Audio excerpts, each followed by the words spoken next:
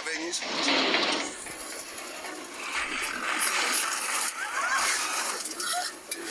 Τι συμβαίνει? Βαγγέλη, μείναμε. Πες μου, τι έχει γίνει, μείναμε. Ψυχραιμία, χαρούλα μου, όλα διορθώνονται ψυχραιμία. Σταματήστε πια, μωρέ, πώς κάνετε έτσι μεγάλοι άνθρωποι. Ό,τι να έχει σακαράκα θα τη φτιάξουμε.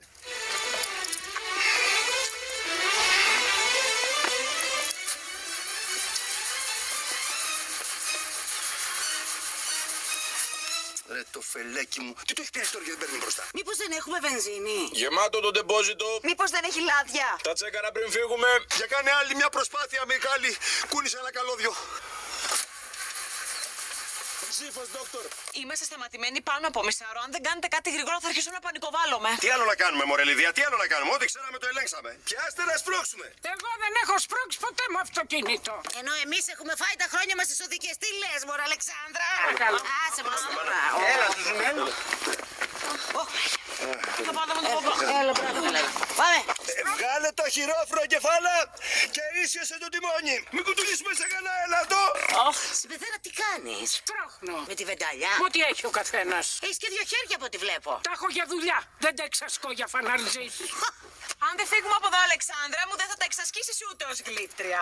Μα γιατί τα έχετε βάλει με τη μανούλα. Δυο χέρια λιγότερα δεν θα μας σώσουν.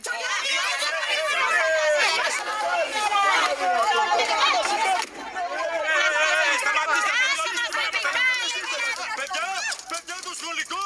Κάντε στην άκρη όλοι! Καλέ! Καλέ! Δεν παίζεις το κρυμό, καλέ! Κάποιος να το σταματήσει. Τι λες, Αλεξάνδρα, μην κάνει κανένας κανένα αστείο. Μα είναι μέσα όλα μας τα πράγματα. Έπεσε.